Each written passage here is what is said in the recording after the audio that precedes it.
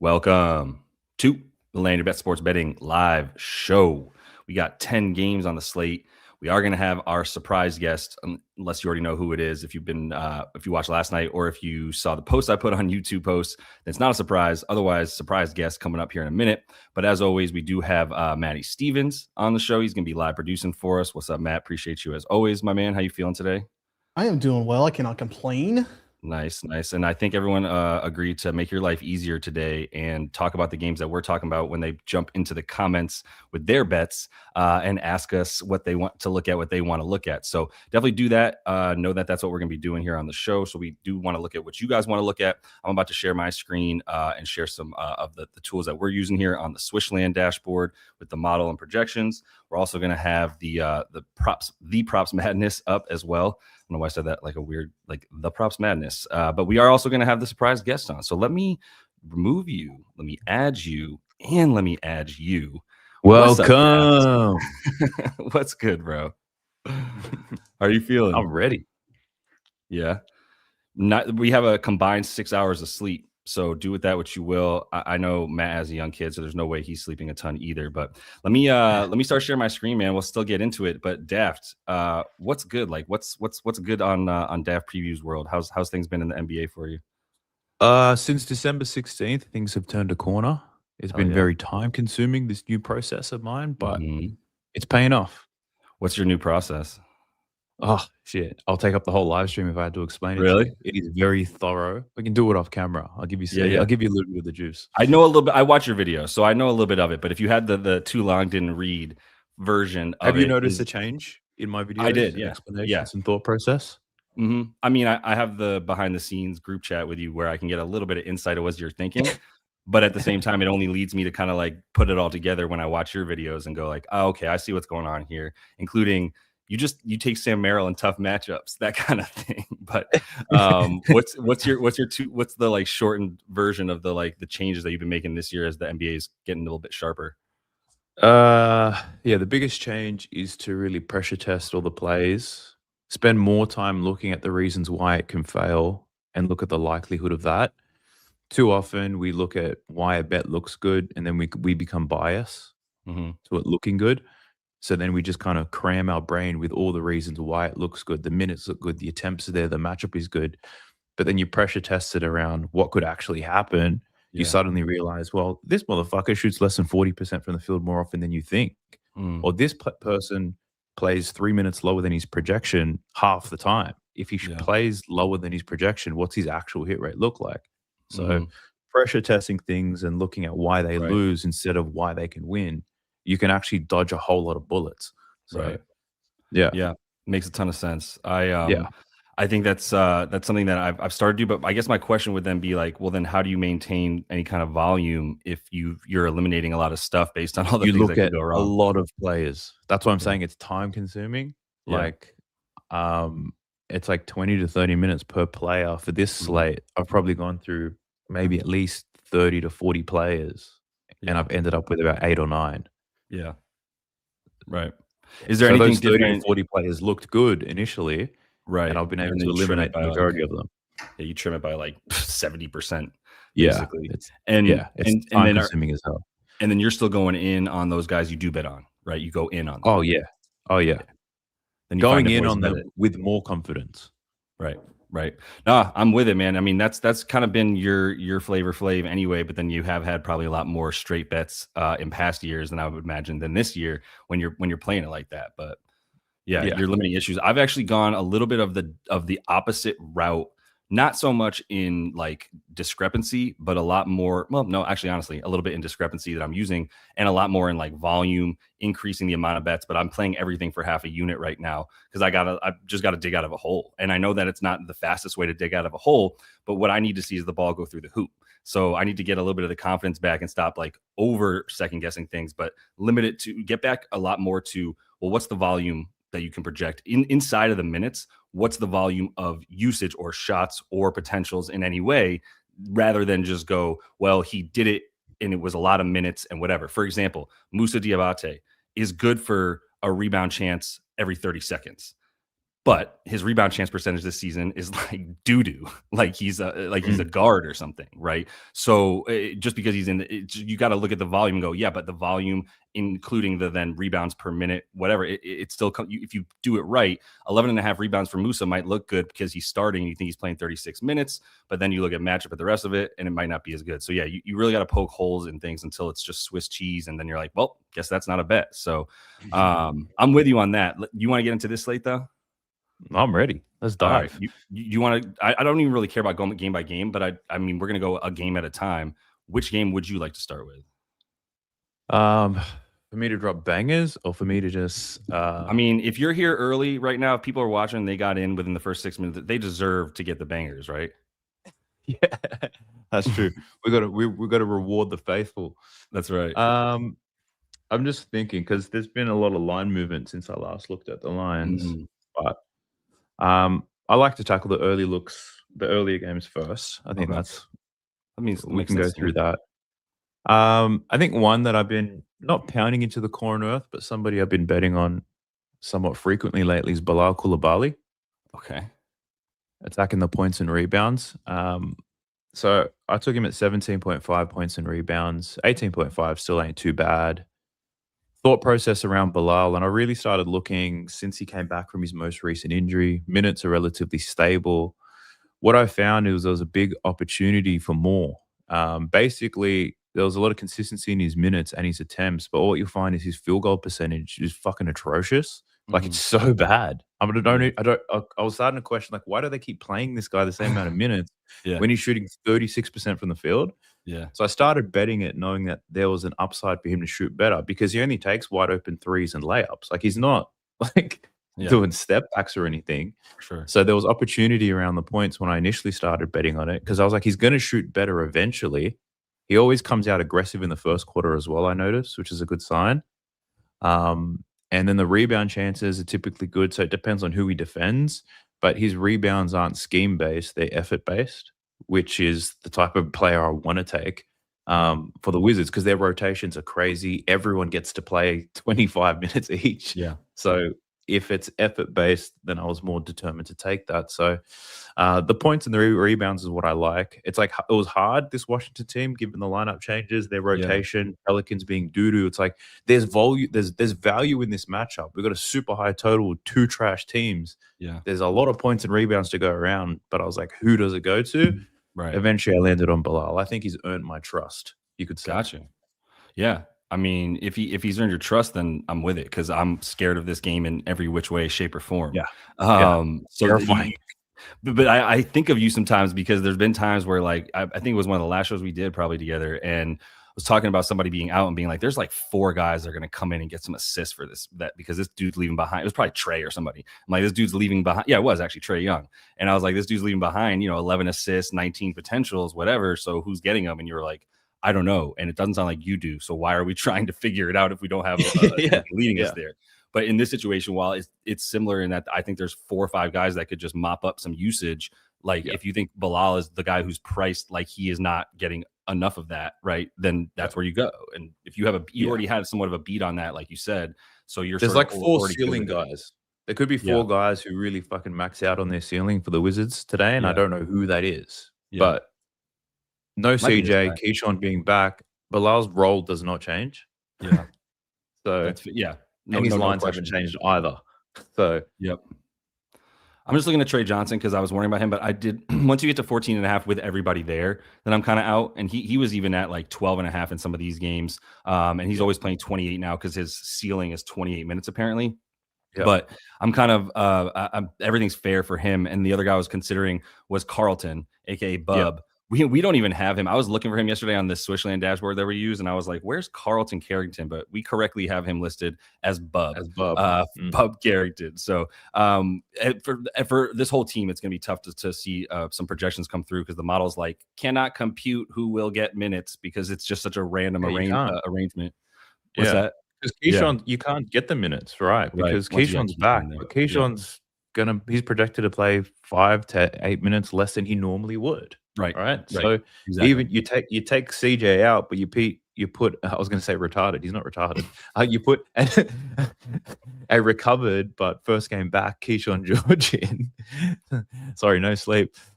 It's like, how does that impact things? So Yeah. I would say the role plays get probably a little bit more than what they have been. Right.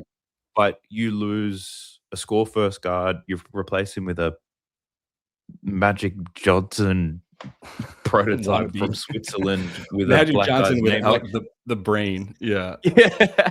Tragic Johnson. So yeah, Right. it's tough. And with a slate so big, I was like, fuck it. Like, Yeah. I'll take one play and I'll move on. Right. Totally. That's totally fine. I was the only other thing I'll say real quick. Two other looks that I had that I haven't played. One would be Bub under. He was like 24.5, and it was like, if you look at him, it was like, so you think he's playing the whole game based on this? Like, it was at 25.5, and this is him at an average of 37 minutes.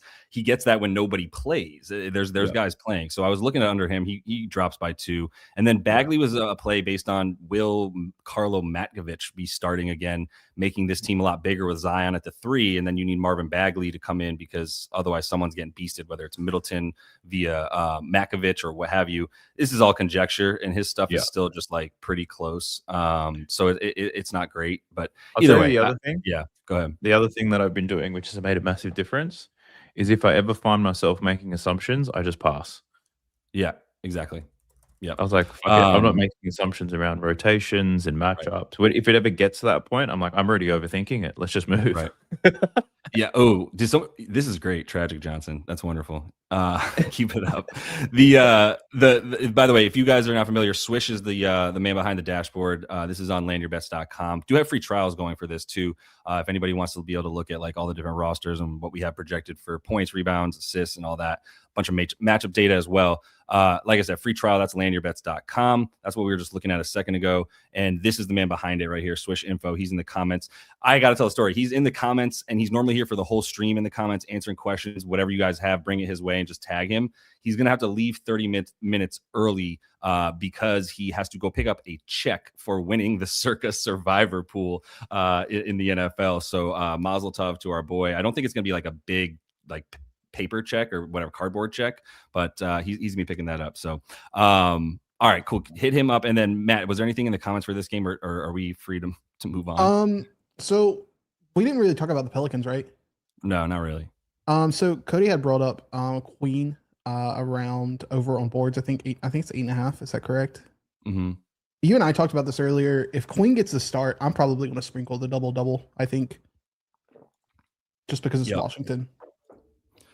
Yep, Washington. I mean, we feel like we have to take a big against both these teams. There's just no dominant big for Washington, and Derek Queen would be better than any center that's going to try to defend him. So yeah, I think you answered it. I think that's your special right there, Matt. Like Matt's saying, he likes the Derek Queen double. I do think he gets the start. I know that I think you're safe basically on the start for him. He played 19 minutes in this last game against the Hawks because if you watch that game at all, you watched, I don't even remember their head coach's name anymore. Not Willie Green, whatever their coach's name is now. Go ahead. He pulled one of those where like my high school coach did this all the time, where if he just turns to the bench and goes, just get everybody right now. He's pissed at all 5 starters and wants them all off the floor now. And he actually doesn't even point to 5 guys. He just says, the next 5 guys that get up and go to the scorer's table get to go in the game because I can't watch these 5 play hoop anymore. That's what he did with all these guys, except for Jordan Poole. So this rotation is beyond crack. Like it's out of world. It's on meth at this point because Jordan Poole played 35. Bryce McGowan played 37 in this last game. Everybody else played like 19. Zion probably scored. Yeah, Zion got 31 too. And that's it. Those are the guys getting 30. I don't know who's coming in or out for them. So I'm kind of out. But I understand playing Derek Queen stuff as a guy that is like, well, hopefully he's the rook that just gets the usage at that point. So I'm a bit out on that one. Let's move because we got plenty of games and this is not one quick thing on that one on the Queen thing. Okay, because I obviously like it as well. Everyone's been targeting bigs against these teams. It makes a ton of sense. But the person who's typically done well in these types of matchups is someone you're not going to get lines for. Fucking Kevon Looney. Yep. Right. And the same thing happens in some Utah games when Nurk sits. The person who's going to get the most rebounds is Kevin Love, but they're only going to give you Filipowski lines. Right. So Up until happened yesterday, until and it was up until like last 15 minute. minutes before tip. And if you're Yeah. not sitting there at your computer married to it, Yeah. or you're sleeping because it's the middle of the night in Australia, then you're probably not going to get to it. Yeah. So I I'd feel wait that. for Looney's lines and see what the rebounds line looks at. If you get Look them, like. if you Yeah. get them, hop on Bovada and bet Kevon Looney if you have to. But all right, we can just roll down. Matt, was there anything in the comments that we were like, maybe we should get to this game because a lot of people are talking about this? Let me see. I see looking. some stuff about LAC. Great. Is that where you want to go? Yep, I do want to go there. So I was hoping you were say one of the like 3 games that I was going to enjoy talking about. Is this bet still here for me that I made earlier? Yeah, I figured it was going to hover between 7.5 and 8.5. I kind of wish I had just played the 10, but I took 8.5 for basically even money. So it's basically where it is. It's where it's been. He got a little bit of a bump up. Chris Dunn did from 7.5. One of the things that drew me to him originally was if we pull him up here on the Chris Dunn stuff. This is the player side of the dashboard. We had him at about 9 points in this one. And this isn't really considering the matchup. And actually, even though Brooklyn is a pretty good defense, I have him as this is a pretty good matchup or a great matchup for spot up guys, right? If you look at that right here, catch and shoot, and mostly spot up. So just guys who are just playing off ball because they blitz the ball, right? It's pretty easy to come to conclusions when a team is number 1 limiting the pick and roll ball handler, number 1 limiting pull up scoring, but they're basically last or second worst limiting all the guys who are standing around waiting for the spot up shut, right? So, or spot up play.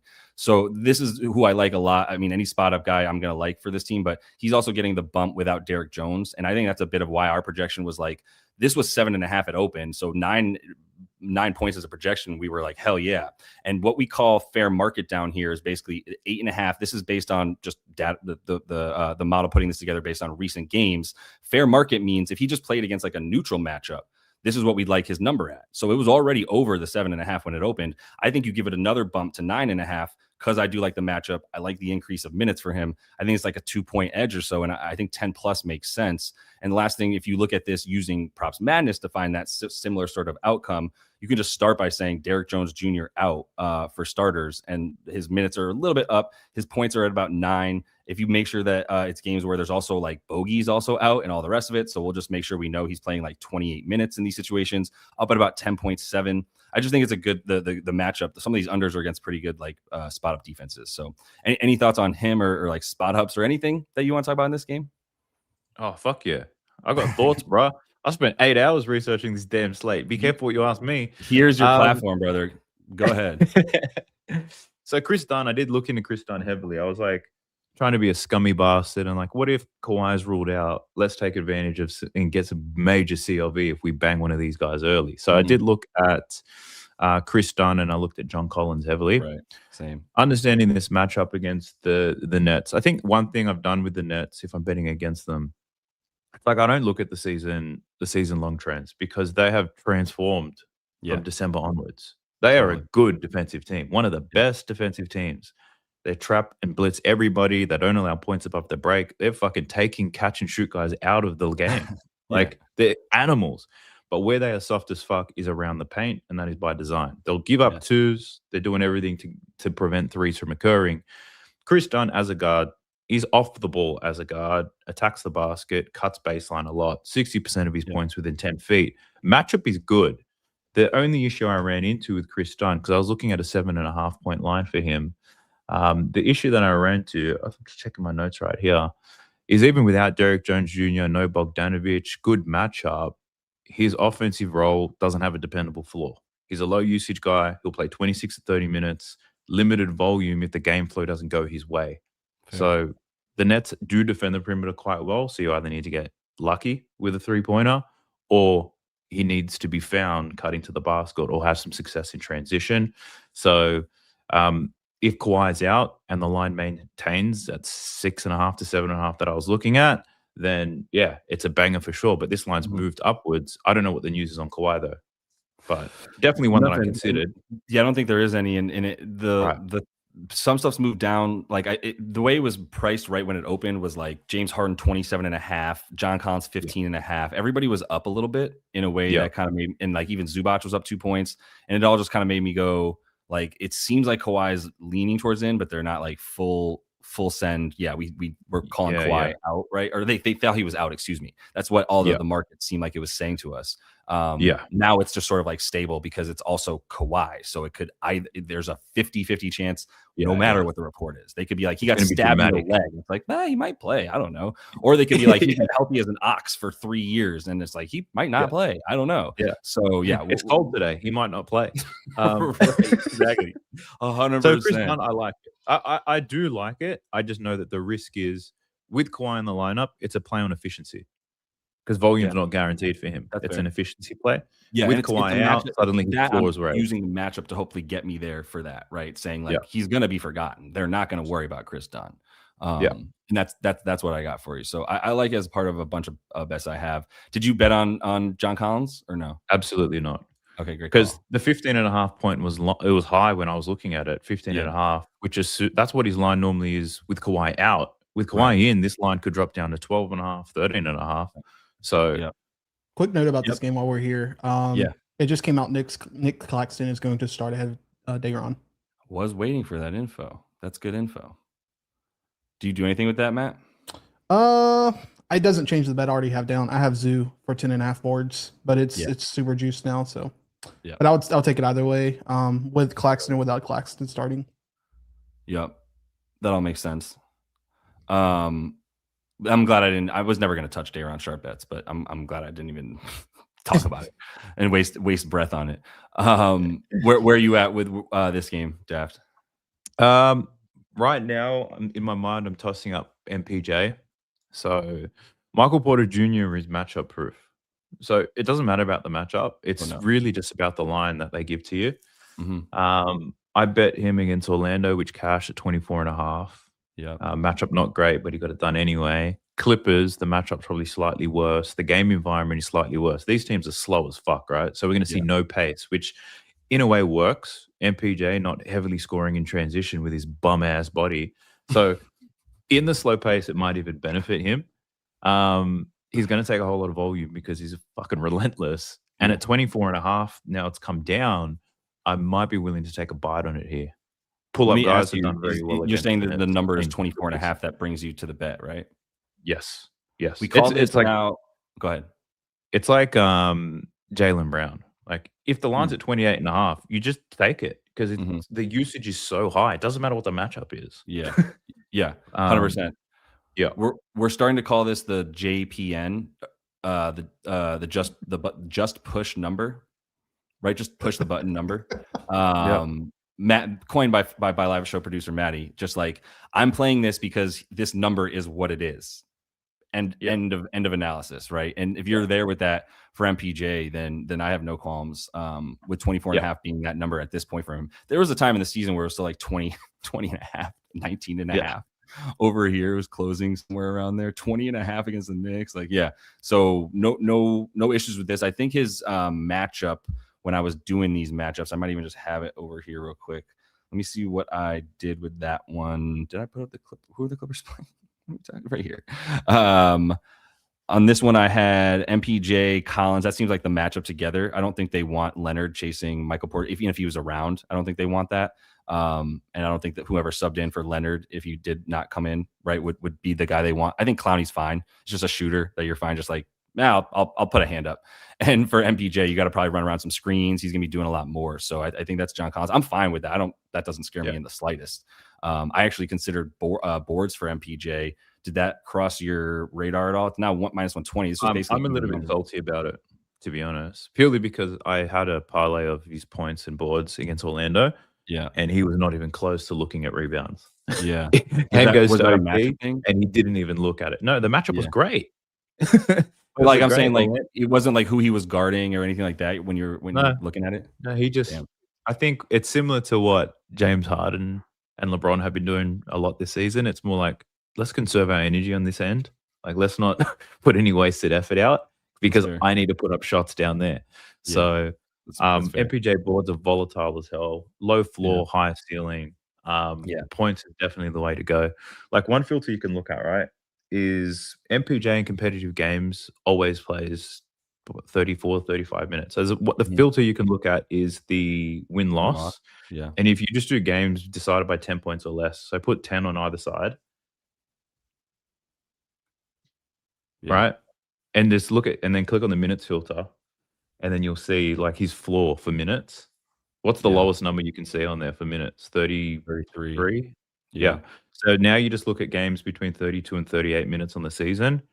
He's over in 20 out of 22 games. So it doesn't matter what the matchup is. If the game's Make sure that he's close, playing. yeah, if the Yeah. game's close, he's playing a lot of minutes, and you can assume half of these matchups aren't good. He fucking kills it anyway. Yeah. No doubt. Yeah. I mean, if you look at opponent rankings, look at defensive rating for Put it- everybody too. Yeah. There's just Even in the every harder range matchups, of he teams. gets This is a buckets. 20-game sample. Yeah. So 22. Yeah. So it there's doesn't every matter how range of you slice defenses. it. It's going to look good. Yeah. And No it's going to look question. good because the usage is high, volume is high. Yeah. That's crazy. Wow. Yeah, that looks pretty good, doesn't it? So that's why you don't have to research Michael Porter Jr. anymore in the future. All you have to Thank look you. at is the spread and the line. Yep. Right. If the game's going to be somewhat close, he's going to play the minutes. Doesn't matter about the matchup. If it's 24 and a half, you take it. Yeah, that makes total sense. What's this one at? 4.5 still? I mean, they're at home. They're playing well there. Yeah, I don't think this is at all a blowout. And if Kawhi's not in, like Kawhi's the difference for the Clippers. So if he's not in, this is a great money line bet, maybe even as is right now. But if he's not in, definitely, and this should drop like at least 2 points, and I'd still take the money line for the Nets at that point. Michael Porter Jr. definitely one of those guys, like you were saying, brings it in these matchups. But before we move away from this one, Matt, is there anything else from the comments? Let me see here. Guys, while I'm doing this, it would be super helpful if you tagged me so I don't have to scroll up and I could just see an orange name. Got it. Let me put that in here. I'm sure there is something here, but No. no, I think we're good. I think we've discussed everything that's kind of that was mentioned here. So is it Matty Stevens, or what's your or Matt Stevens, or what's the at name the like? Matt Steven? Right, that's right. You told me that already. At the Matt Stevens to get your comment on there. Cool. All right, putting that up right now. Then yeah, let's keep rolling because we do have enough games to keep going. Let me just take us to Knicks Suns in this one, because I do think there's some sort of like, I think there's pockets of like that you can find here in terms of like, this team's really bad at this. Great. Okay. This team, we know how these teams are going to play a certain way, and we know who's going to be playing, I think, pretty reliably. So I started with 2 Knicks, and my Miles McBride bet is that you don't get up from a hot table. That's basically it. And this was at like 9.5 when he came back from injury. So I was hitting that basically. When did he come back from injury? Right here against the Pellies. Yeah, this was, I mean, I didn't know what to do with the first game, so I stayed away. By the second game, I was like, well, he's getting 20 minutes. And if he gets 20 minutes, he's good to go for like 15 plus. So, or 26 is 15 plus, but at least 20 is good for like 10 plus. And now he's getting back to that 26. Now, actually, he's in the starting lineup instead of Mitch Robinson. So he's getting in the 30s. I like the fact that he's not getting quite as much attention as he does when he's on the second unit, and that he is getting a lot more open catch and shoot stuff, because everyone's focused on, obviously, Jalen Brunson and Cat a lot more. Even like OG and McHale seem like they get a bit more attention. He might get some, and this is not like a bad defense at all. The Suns are proving to be difficult to get a lot off, but who's guarding him? Like, it's the worst of some good defenders. Someone was coming at me in the comments because I said Colin Gillespie was the worst defender on the starting lineup. I didn't say he was a bad defender. I said he was the worst starting lineup defender for them, because it's Dylan Brooks, Devin Booker, Royce O'Neal, other than him, and then Mark Will at center. So whatever. But like, what? Yeah. So the worst guy is probably going to be on him, I would imagine. But do you have anything for that, or how they'll match up? I got no idea. I was looking at this game, and as much as I like it, like the best props in this game are you're really looking for efficiency, because you're looking for 3-point shooters, right? Yeah. That's what I was thinking. And I was like, I hate betting on 3-point shooters not named Sam Merrill. Right. But I think the Grayson Allen being back kind of fucks Colin up a little bit. I was betting on Colin throughout Grayson Allen's absence. Yeah. So now it's like, I know the Knicks give it up to catch and shoot guys. It was about, is it Gillespie? Is it Allen? Is it Royce? Does Jordan Goodwin pop off for 20 points again out of nowhere? Does Ryan Dunn figure out how to shoot the ball No. and cash his line in his first 2 shots? Like, yeah, like that's the dilemma. Yeah. And instead of like guessing who's going to do it, I just moved on. Right. That's fair. I guessed on this guy. I only guessed on one of them, and it was Royce. Yeah. That he'd probably be my favorite, Royce, yeah. out of all of them. Because he's likely to play minutes at the 4, where he's more likely to get more open looks. Mm-hmm. And he's been efficient as fuck. Yeah. He's like 38% from 3, I think, on the season. This is a team giving up threes. This is a team giving up catch and shoot. Somebody's got to hit. And like you said, like Grayson Allen coming in messes up anything you wanted for Gillespie, but it doesn't really mess things up for Royce O'Neal for me, because I still just think he's the different one. Now, Ryan Dunn could mess things up for us. That would be hilarious. But like Jordan Goodwin's not coming in to play defense the way that Royce O'Neal is, probably on like OG or someone, right? And I think the way that this shakes out is pulling this up real quick. I do think you're seeing like the need for O'Neal on Anunoby, but then on the other side, I think you get Brunson on Royce. Otherwise, you're talking about Brunson on one of these 3 guys. Gillespie with on ball a ton, Booker on ball.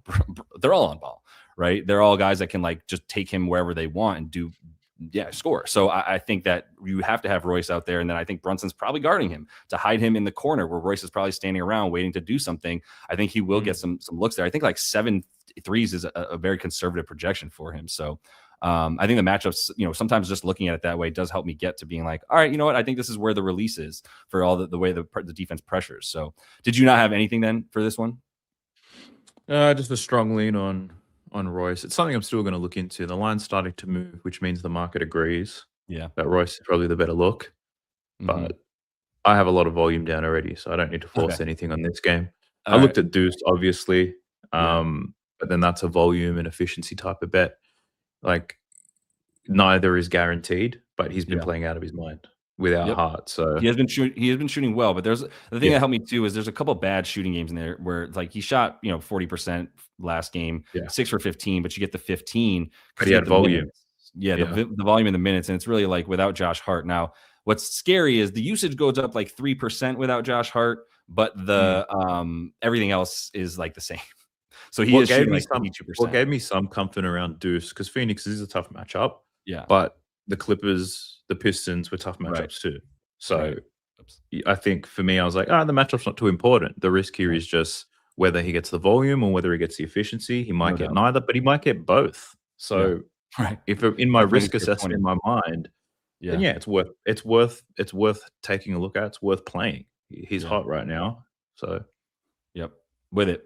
I end up playing Mitch Rob Rebs because I'm very intrigued by 24 and 25 minutes back to back. Now, one of them was a blowout. One of them, you could say, well, Zoo's out there. I guess that makes a big difference enough, but not really. Like, he hasn't just like all of a sudden played more minutes because like he played 19 against Joel in that one, right? So it's not like they're just bringing him out against bigs and not against nons. But if he's on the second unit playing against Oso Ighodaro as the backup center, I love that. Like, I don't need very many minutes. So if you look at his minutes and you just give him like, I think it was 18 to 22 gets you to 9 pretty easily.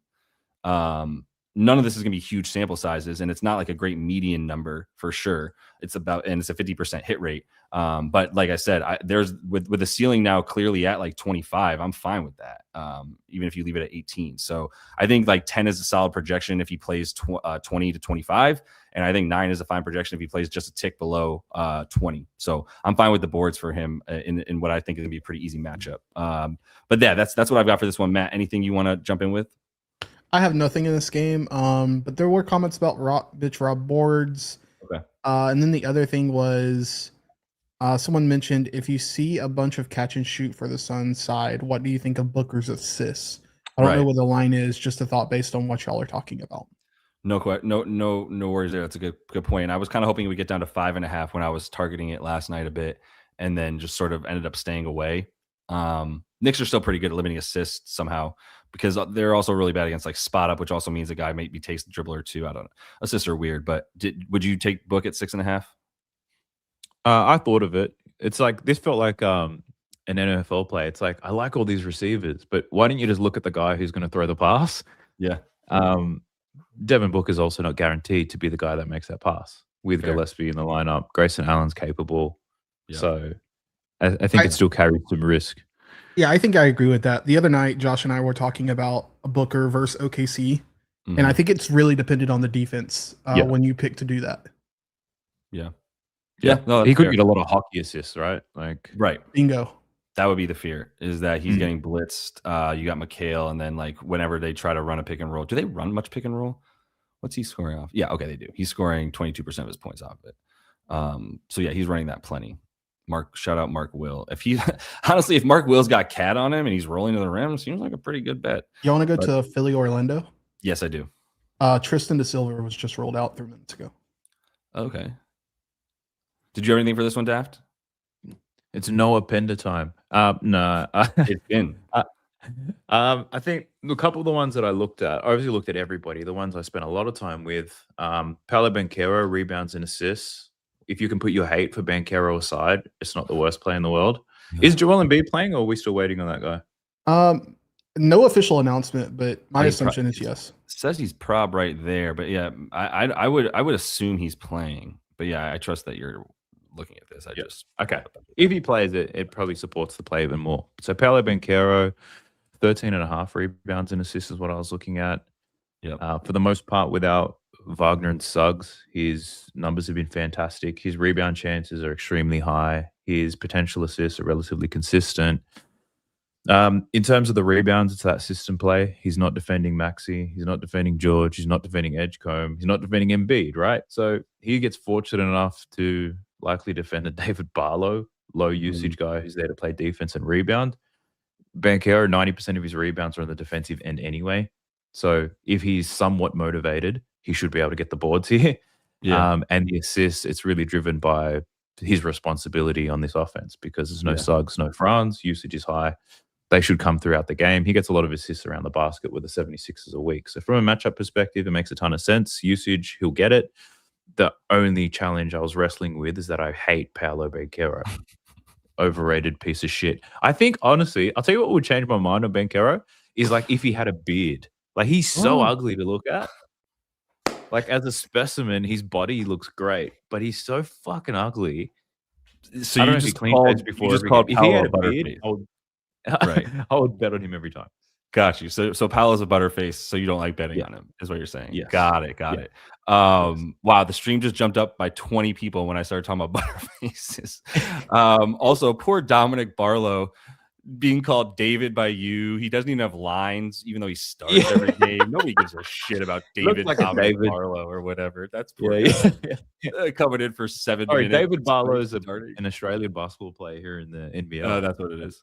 I thought Dominic Barlow was like the name that you gave, or Dave Barlow is what you called Dominic when he was sucking real bad. And you're like, fuck, he's playing like Dave today. Is Noah Penda Australian? Nah, I don't think so. I just like I say his name with an Australian accent anyway, like Noah Penda. It's like kind of how I say his name anyway. But let's keep moving. I think Joel's playing. If you want the, I mean, this says probable was questionable. I don't know what's pulling through to make this change or not. But I think Joel's playing, and I think we were talking about this earlier with Swish and Matt and myself, where it's like he's just going to be questionable all the time because they don't want to get fined if they randomly decide they don't want him to play 5 minutes before tip or something. It's like, well, he was always questionable. So that's the only reason he's questionable. But I don't think it's like, oh, he's questionable, so he might not play full minutes. And so I think the 25 years because they won by 21, but everything else is 30 to 40 if there's OT. So I think 33 is a really solid projection for him. I don't want to bet on him. I just want everyone to know that when they're trying to bet on this game or the 76ers, that like he's gonna be the dude that he always is in terms of the minutes. So where else did you go somewhere else with this one? I know I asked you. Well, Tyrese Maxey was one that I looked at. It was one of the first ones I looked at. Tyus? When I looked at it, it was Tyrese Maxey. Okay. When I looked at it, it was 26.5 points. And I was like, I like this. It's a bit of a system. I've been betting against Orlando, high usage guards, score in the paint with pull-up jumpers. Like this matchup makes a ton of sense because Orlando is going to force volume. They won't help. They'll stick with shooters. And I was looking at 26.5 and I liked it. As I put my analysis together, it moved to 27.5. Then when I was ready to send my first batch of bets, it moved to 28.5. And I was like, what the fuck is this? Everyone's betting on it. So I stayed away. By the time I recorded my video, it was at 29.5. Jesus. And I was like, shit, this might move to 30.5. So like, I can't share this knowing the number's not playable for everybody else. But now it's back down to 27.5 plus money. Yeah. So I actually got it at 26.5. It was available on 4 different you books. sick fuck. I know. And that's my JP, what do we call it? JPN, right? JPN. Just press a button. Yeah, it's JPBN, but yeah, just press the button, man. Just push it numbers, something like that. We'll work on the nomenclature here, but just push it, man. And that's my push it real good that's my number for Tyrese is 26. And I made that call against some team over here where he scored a bunch of points, and I was like, I don't care. I believe it's still 26.5 on Hard Rock. Someone's also saying that, but that's what I have, and I also got it at 26.5 So I'll check right now as well. Yep. Fair enough. I understand. Congrats, Florida. Yeah, it's at 26.5.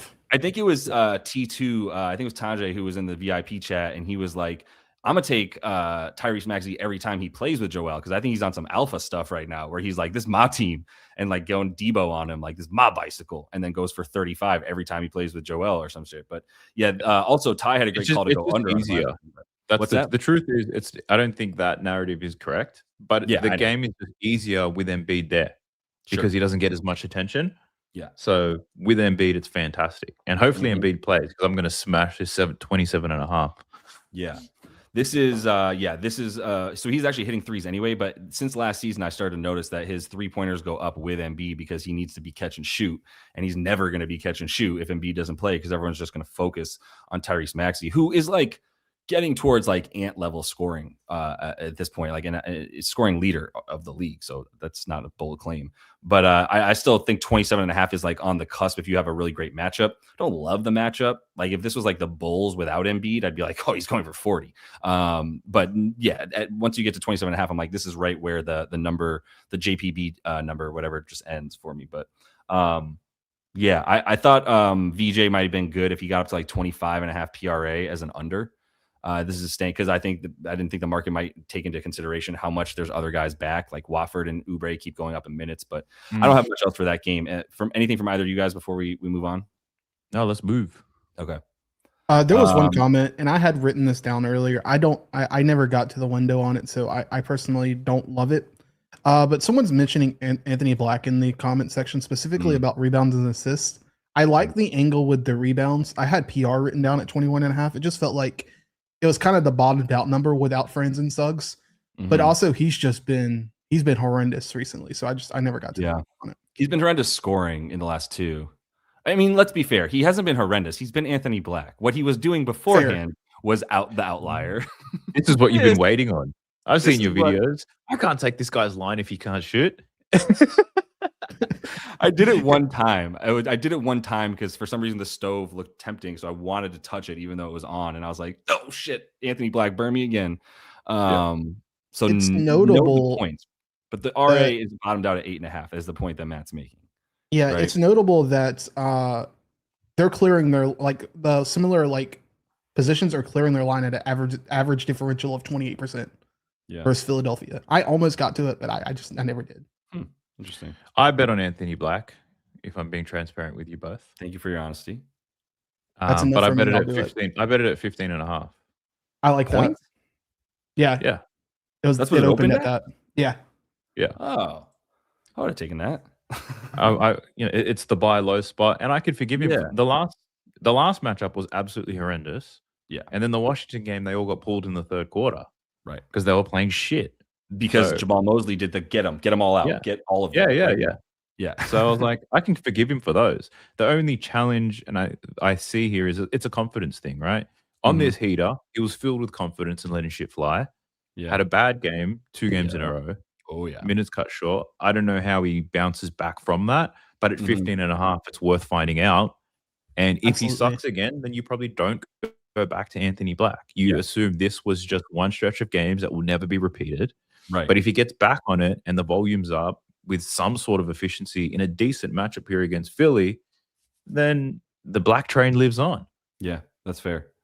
The black train. And I think the 15.5 is something that you can help feel good about. If it doesn't hit, you're like, all right, I'm not that mad. I'm not mad at myself for betting on Anthony Black and feeling like he fooled me because the number was low enough that I just played the market correctly. So, Yeah. and I think the rebounds are something I'm always looking for rebounds for guys like Anthony Black. You have Paolo, so I think that's actually that's fine if you just stick with that for boards. Because it's the Joel effect of like, you're always going to make sure that you keep Joel. He's not really offensively rebounding, but you're always going to make sure you keep him off the glass, and you're always going to make sure that you know where he is when a shot goes up. So that leaves guys like, I love Josh Hart against the 76ers, that type of player. And I think Anthony Black is that type of athletic, do it all kind of guy. So the rebounds don't really are calling to me a little bit, and I think the assist number at 8.5 makes sense because we have him at about 9.5 on the projections. I think that all adds up too for Black. But I'll tell you my thought process on that. I love Black in that exact role that you're talking about. The challenge is without Suggs, he doesn't get to play that roaming Josh Hart role anymore. I thought that because he's now the point of attack defender. I thought with Maxey and Edgecombe, your man's going to be busy. Yeah. That's fair. I also think Jalen Suggs would be a good rebound bet if he was playing, though. So, like, if he does get the Jalen Suggs role at 3.5 boards, I would take both of them essentially. But it is juiced a ton. So it's juice, yeah. There's a lot of sugar in that. Yeah, a lot of sugar. Anything that we should be talking about, Matt, from the comments? There was one comment about Paul George over 14.5 points. Danielle, I got no read on PG. I got nothing. I agree. I think the roster is really clogged right now, and I just don't know where the efficiency is going to come from for anyone aside from Maxey and Joel. Yeah, precisely. That roster's deep, and this defense is going to force Maxey and Embiid into high usage. Thanks. Well said. Yeah, it's not a game for off-ball guys against Orlando. We had someone imitating the "Let's go." I want to let you know that homie was watching your video. Let's keep rolling then to what say you, Daph? Do you have one? In terms of a game, and maybe it's just I think I have one in every game, so you could just pick a game and I'll give you something. That's right. I was going to say show us your card. Let's go to this one because it's fun to talk about. Thunder and Grizzlies, no Ja, no SGA, no what's his name, Chet, no Isaiah Hartenstein, no Kason Wallace. Who am I forgetting? That's about it. And it might be easy to say who is playing. Right. Exactly. I should have just said who is playing. There's a Jalen Williams playing. At least there's one Jalen Williams playing, not two. The one under 7 feet is playing. I bet Cam Spencer assists. Go UConn, UConn, UConn. He's really good, and I think 6.5 is a great number for him. And I don't think this is the same Thunder defense that you're going to have seen in years past. They don't have Defensive Player of the Year candidate Chet Holmgren. Players, thank you for the Zach Lowe post podcast for giving me this info to make me sound smart. Players going up against Chet at the rim are shooting 49%.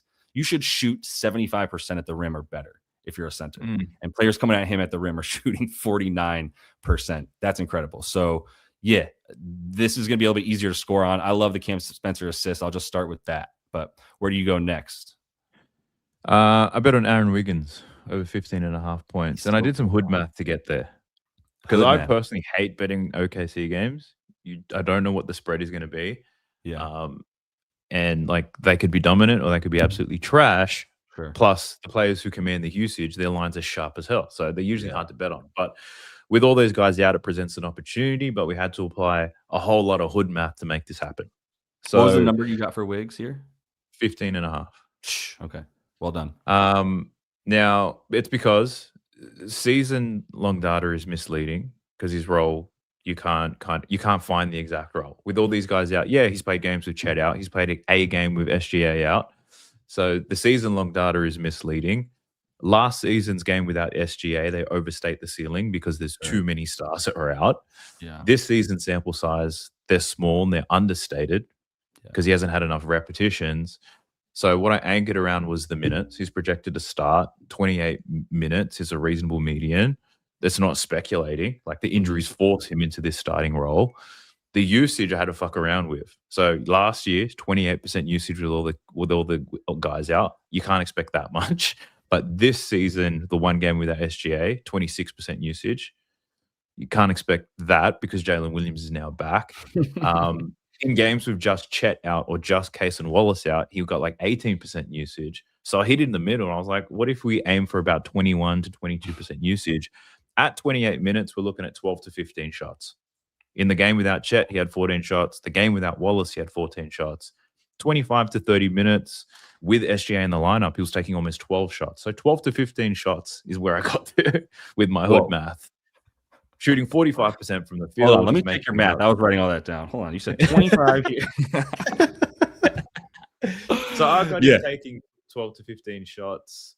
With his normal percentages, he should make about 6 shots, given where he shoots from and a couple of free throws. Basically, I don't need an efficiency outlier. Give me the projected number of shots and minutes. 13 and a half shots in like 28 minutes.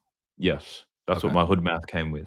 So I don't need outlier efficiency or usage. I just need a normal conversion based on the minutes he's expected to play. Yeah. 15 and a half would look real good. And it was there for a bit. It was just dangling. And I just left it alone because it just wasn't one thing I wanted to put on my card tonight. Did you have any other bets? 17 and a half to pass. I wouldn't play it at 17 and a half. Yeah, exactly. Based on my hood math. Yeah, exactly. And because you took the time to get there and have a reason for it, man, I support it entirely. But if you gave me the trust me, bro, I'd have to be like, I don't know, man, show me your math. Then you show me your math, and I'm like, I'm not checking that. I believe you. Too long to read. All right. So moving to anything else, I think talking about this game for a sec will help. Like, Matt, let me ask you about what you ended up playing in this one. I played Cam Spencer. Yeah, I played his 6.5 assists for a half a unit, but I also played, and this is available now on DraftKings. It's not just on Hard Rock. You can get 20.5 PA for Cam Spencer at -122. Sick. And I also played that for half a unit. Yep. I love that. My stupid dog is doing the same thing again, where I let him out one door and he doesn't go back in that door. He goes to the door that's closed and barks at me until I let him in. So I'm gonna let him in. But keep going with this game for 1 sec. I'll be back. Daph, let me ask you a question. Fire away. What's your thoughts on Londale this game? I don't expect you to get. Is that because we're Australian? Well, I didn't know he was Australian for one, but that's making me feel some type of way. I don't know how many minutes he's going to actually get, but I think if you can get him to around 22 to 24, he should get that.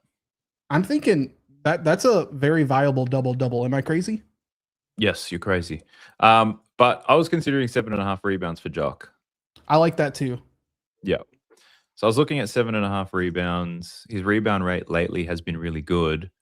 I have it as a lean though. And that's because of the minutes. Even though they're missing Edey, he's projected for 24 minutes the last time I checked. The problem is when he's projected for 24, sometimes he still only plays 20. Sure. Depending on how, because they run a lot of small ball of Jaren Jackson Jr. at the 5. And with no bigs for OKC, they don't necessarily need to play him so much. Whilst he does have a good matchup, he had 10 rebounds against them last time, no Chet, no Holmgren. It's like, if this turns into a small ball type of game, he's not going to see the minutes. So then are we talking about Santi or are we talking about JJJ getting boards? Well, it could be either, right? That's the thing. There's no guarantee that they do play small ball. So I think if you're going to bet on Jock, then the best way to do it is just to attack his ceiling, which probably is that double-double. So it's not so crazy. So if you're going to bet Jock, I would say the double-double is risky as fuck, but or even just 10 rebounds. I don't know why you got to be so sexy with it, but I would bet and attack his ceiling instead of trying to attack the 7.5 because he could play 28 minutes if Memphis go big and it works, or they could go small ball and suddenly his minutes are fucked. No, that makes sense. Another question was about Lou Dort over 9.5 points. I got nothing on Dort. We bet it. We out here. Speak your truth. Lugens. We bet Lugens, the Canadian, because 9.5 we just deduced was a bit low. Really, if we look at so we bet him. The reason that Swish and company, I call Swish and company me and Matt are the company here.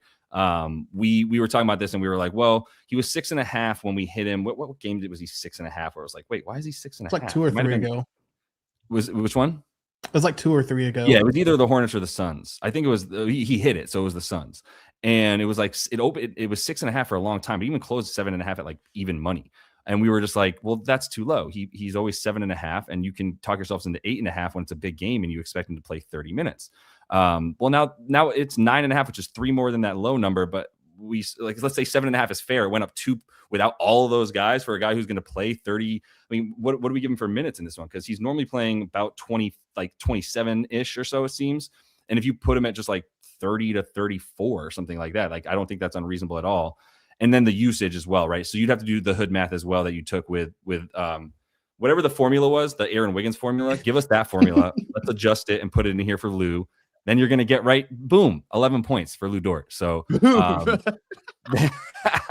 all you got to do is throw a bunch of numbers and confuse the crap out of everybody. And then boom, 12 points for Lou Dort. Yeah. Find a green bar to look at. Yeah, find a green bar to look at. Like, I love the Twitter cappers that come in with like, I put his floor at 28 minutes. And or no, it's I put his floor at 20 points or something. I'm like, how do you put his floor at points at a floor? That's not how this works. All right. Tangent over. All right. I did bet Lou Dort. Anybody else? And Brandon Carlson, anyone? May I interest anybody on Bovada? No? All right. Might be time to log off once I start talking about that. My bad. What about K Crazy? Anybody? Ken Rich? Nobody in the comments? Let's Nobody. see. Damn. Can't get any love. We got to shout out Pips though.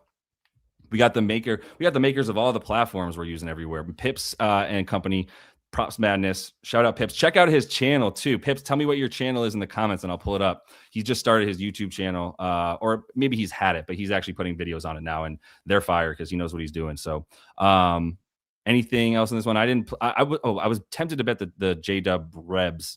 I thought they might come down to 5.5, but they're just staying at this tantalizing number because they want us to take it, because we're all going, well, who else is going to rebound for them, which is not analyzing a bet. It's just going, who else is going to do it?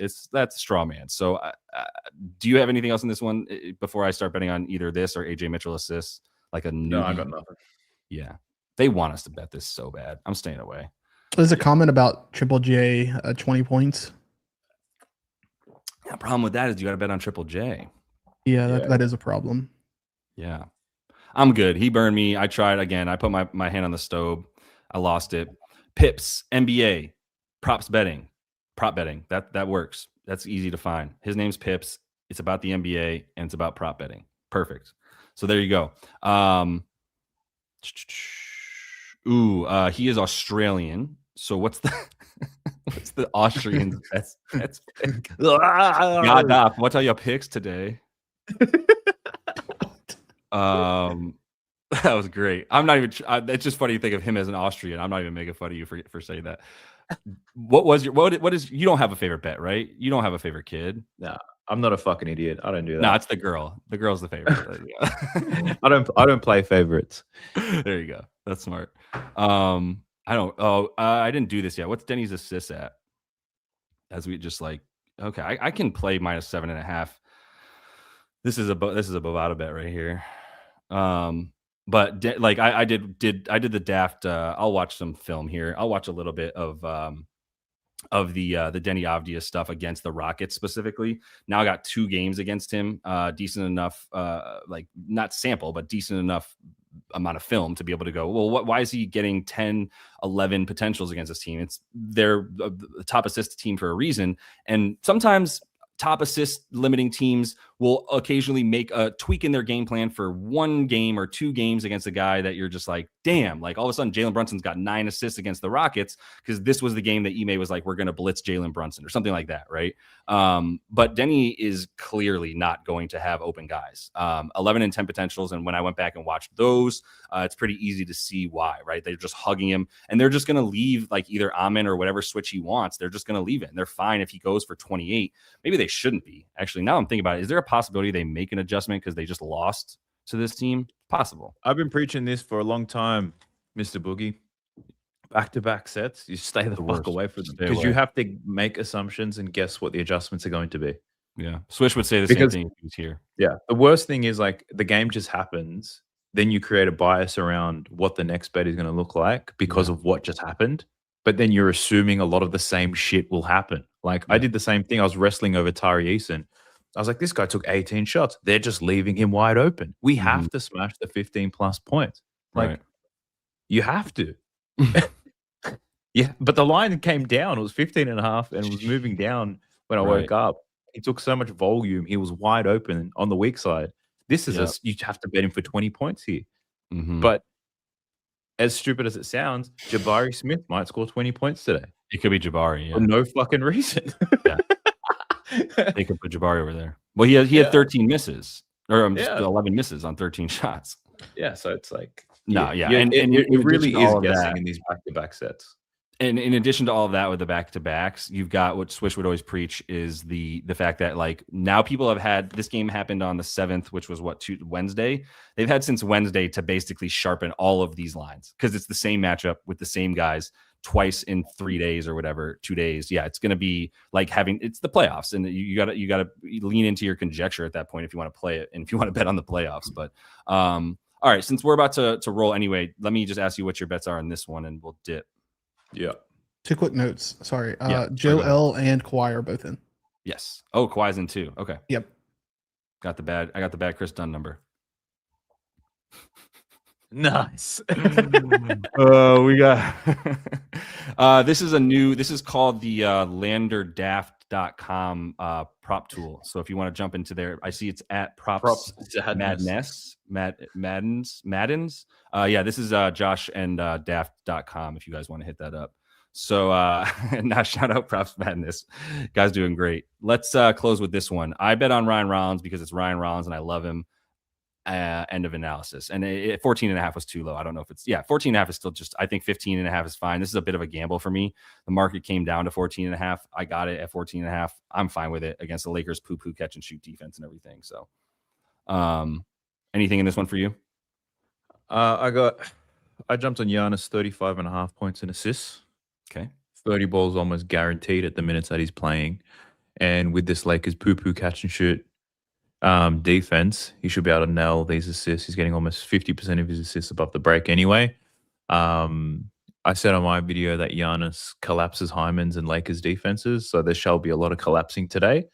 And yeah, you got to rely on some guys to make some shots, but Giannis will walk his way to 30 points and hopefully rack up the assists as well. Yes. No hood math there. I don't think everybody catches the quick jokes that you make if they're like, I'm not used to listening to an Australian person talk. I think they missed what you just said a little bit. It was great though. That's how we speak in Austria. Well, it's just how you say the word Hyman is funny. Oh yeah, we got a Giannis triple double 14-1. That seems doable. I mess with that. I'm always here for fading Kuzma. What's up, David? Prop happens. What prop happens? There it is. Prop happens. What's up, David? Former live show producer David, doing well. Live in the VIP chat too. Under PRA on Kuzma, I'm here for. So I'm not bringing that comment up. All right, so I think we're good to roll at that. Unless Maddie, do you want to close out with anything that we might have left on the table here? No, I'm good. I might take AJ Green points. Yeah, I'm still considering it. It's even money right now on Hard Rock, so I might do it. That's right. You were talking about him. That's great. Okay. Yeah. I'm I know with it. Pips had a look at at Gary Trent, I believe, but it was 5.5, which is a key number. 6.5 is unreasonable. Oh, I see. Yeah. It's gone. Yeah. Yeah. Gotta love that's simple hood math. 2 threes is 6 points. 5.5. That's good. Okay. And then the threes were minus 115. It's a bet. It's a gamble. And you would take the points at that point, right? Obviously, at 5.5, you just take the points. Yeah. I love it. And the Kuzma unders, I'm always here for it. They are pricing that man down. So I don't know how you get under this. This is a thin little limbo that you got to do to get under 15.5 PRA, to get under the 9.5 points. How the mighty have fallen, man. Wizards Kuzma is not Milwaukee Bucks Kuzma. So you got to keep that in mind. Yeah, no, I can't get there with Kuz, but with Slim Shady. I toyed around with an over on Kuzma, not because of the narrative with LA and stuff, but I look at Kuzma like as the shittest version of Giannis you could think of, because their play style is somewhat similar. Kuzma is just so much worse at everything else. It's very dependent on attacking the basket, getting out in transition. If you force him to take a three, he'll take it, but he'll shoot like shit anyway. Giannis has a good matchup around the rim as well. Kuzma can get a couple of easy baskets, is what I'm saying. He sucks, but he sucks. I'm not brave enough to take the over, even if I like it. And the under, I'll feel like the biggest douchebag if I lose. So Dude, he averaged 6.5 threes a game 2 years ago. The under, you'd feel like a douchebag if you lose. I understand, but you would have done it. You would have gone down nobly betting an under on Kyle Kuzma. Just going down on ship. Kuzma is not on my bucket list. Yeah.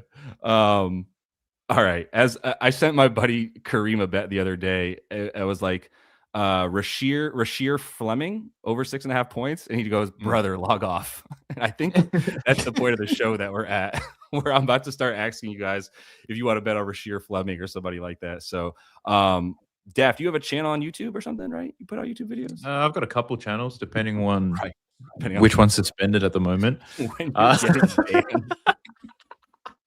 banned. It's just at Daft Previews, right? I don't have to get weird with the like underscore or some nonsense. Nah. Yeah. No burners right now. We're good. There you go. Check out the show if you're not. It's so soothing, man. Like most of the feedback that I get when I'm like, I send somebody to your channel, I'm like, check this dude out. And they're like, dude, I could listen to that guy talk for hours. He's so soothing. So keep that up. Can I give out an NCAA football pick today? Yeah, please. Who's been on that? Indiana over 24.5 points, minus 135 on DraftKings. Indiana over 25.5? 24.5. 24.5 key number there. 24, not really. 23 would be the key number. Points, team total. Yeah, I like. I'm here for all of it. My man's on route to potentially what, 150 to 1. Do you want me to not talk about it like a perfect game? It's fine. I've already talked about it. I am one game away from hitting a 150 to 1 with Miami winning the Natty. Damn, I'm so close. Damn. Unfortunately, Donald is rooting against you because he doesn't want the Raiders to draft Mendoza. That's good. I get that. Yeah, for sure. And all whatever you guys got to say that's negative about Kyle Kuzma, I'm here for. Remember when we wore that pink sweater? That was hilarious. Yeah, follow Daft. You're gonna have a video tonight, right? You're Iron Man every night. Yeah, every day. All right, check that out. We'll be back. I don't know when. I got to get my life together. We'll figure it out. So, we'll get there with it. And whenever Maddie can do stuff, we'll do it. All right, y'all. Appreciate everybody. Let's go. And if I don't see y'all until tomorrow, happy betting.